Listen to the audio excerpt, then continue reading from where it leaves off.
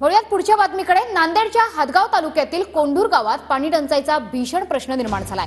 हंडावर पाण्यासाठी महिलांना सकाळपासून तासनतास रांगेत उभं राहावं लागतंय। गावात एकच बोरवेल आहे, त्यातही कमी पाणी आहे, त्यामुळे पाण्यासाठी ग्रामस्थांना मोठी पायपीट करावी लागते। रांगा लावल्या। प्रतिभा तुकाराम एंगलवाड, राहणार कोंढूर। सकाळच्या 6 पासून बारी लागली तर संध्याकाळच्या रात्रीला 2 वाजता नंबर लागते, तरी पण एकच भांड भेटतं। बाया भरू देत नाहीत, येतं भांडणं होतात। लेकरा बाळाची सोय होत नाही, स्वयंपाक कवा करावा पाणीच भेटत नाही। पाण्यासाठी जेवण सुद्धा भेटत नाही, पाणीच कशालाच भेटणार झालं। जेवलं तर पाणी कुठे जाऊन पिवा। साहेब लोक बसले थंडगार तिथं सावलीला, आमची पाण्याची व्यवस्था करण्याची काहीच त्याला काळजी नाही।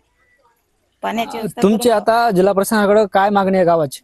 पाण्याचीच मागणी आहे, आम्हाला पाणीच पाहिजे।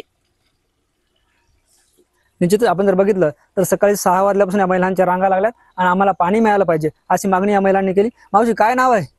मला नाव कशासाठी थांबले तिथं? पाण्यासाठी कधीपासून राहीन लागली? सकाळच्या 4 वाजतापासून। किती हंडी मिळाली सकाळपासून? एकही भेटलं नाही मला तर। हा, हा एकही भेटलं नाही। मग तुम्हाला आता पाणी भेटलं पाहिजे का नाही? पाहिजे ते पाणी। मग काय मागणी सरकारकडे, प्रशासनाकडे? पाणीच मागायला की पाणी मागायला। हो। ज्ञानेश्वर लोंढे, TV9 मराठी, कोंढूर, नांदेड।